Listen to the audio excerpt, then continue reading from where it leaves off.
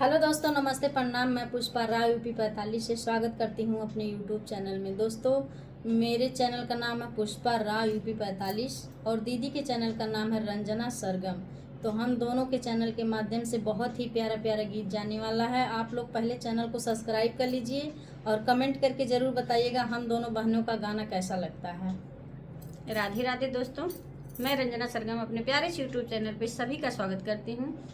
तो चलिए एक सोहर का उठान गीत सुनाते हैं। जैसा लगेगा आप लोग अपना आशीर्वाद प्यार दुलार दीजिएगा दोस्तों, और कमेंट बॉक्स में लिखना मत भूलिएगा कैसा लगा हम लोग का गीत। और ये गीत हम लोग पर्सनल अपने बच्चों के लिए गाने जा रहे हैं, अपने बेटे के लिए। तो आप लोग कमेंट करके ज़रूर बताइएगा कि कैसा लगता है हम लोग का गीत। जुग जुग जिया मोर लालनवा अपने माई के जान भवा हो।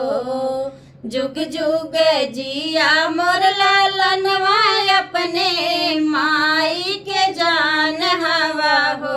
हिलल ना तो हरा में बसे मोर परनवा, तू दुनिया जहान बटा हो। हिलल ना तो हरा में बसे मोर परनवा, मोर दुनिया जहान बटा हो। जुग जुग जिया मोर लालनवा अपने पापा के जान हवा हो।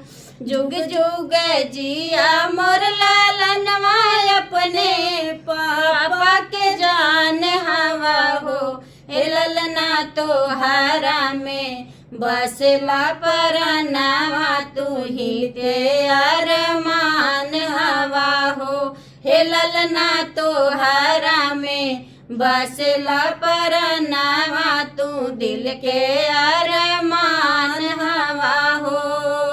जुग जुग जिया मोर लालनवा अपने मम्मी के जान हवा हो।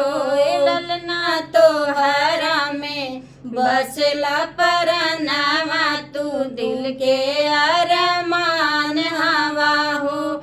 हिलल ना तो हरा में बसला परनवा, तू दिल के अरमान हवा हो। दोस्तों, हम लोग का गाना कैसा लगा कमेंट करके ज़रूर बताइएगा। आप सभी का बहुत बहुत धन्यवाद।